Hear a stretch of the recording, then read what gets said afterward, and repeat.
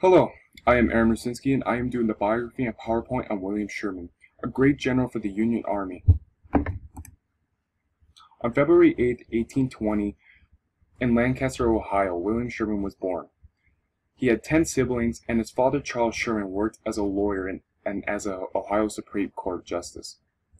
When Sherman was only 9 years old, his father died suddenly, leaving his family with few finances, where he spent most of his childhood with a family friend by the name of Thomas Ewing, a senator from Ohio and a prominent member of the Whig Party. In 1836, Thomas Ewing secured William Sherman an appointment to the United States Military Academy at West Point. There he excelled academically but had little respect for the demerit system. He never got into serious trouble but had numerous minor offenses on his record. Sherman graduated in 1846 in his class. He first saw action against the Seminole Indians in Florida and had numerous assignments through Georgia and South Carolina.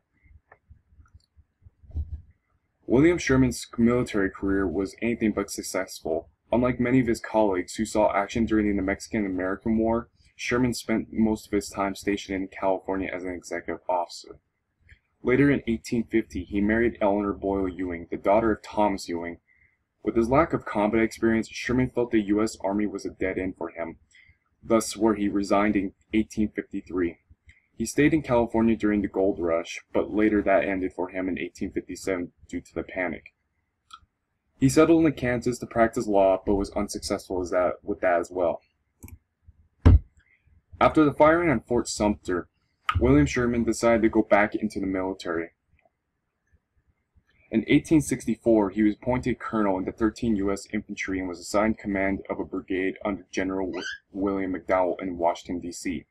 He fought in the First Battle of Bull Run, but was beaten badly, where he was later sent to Kentucky and became deeply depressed and pessimistic about the war, complaining to his superiors, where he was later relieved of duty.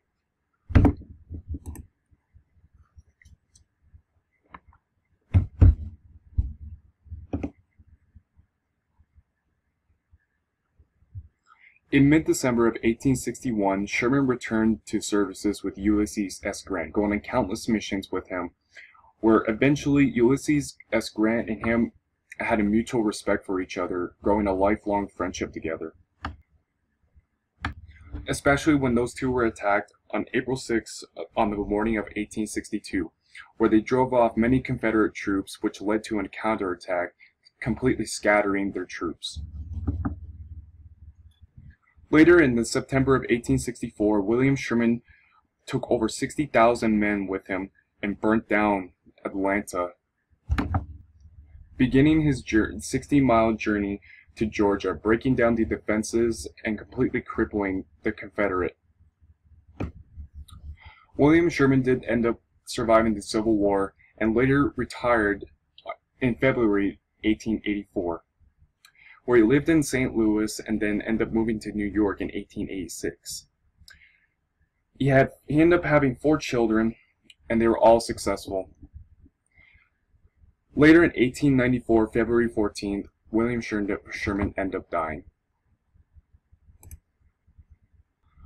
What I want everyone to get out is that William Sherman was a big part of the Civil War. He led countless attacks, led countless missions, and was very successful at what he did.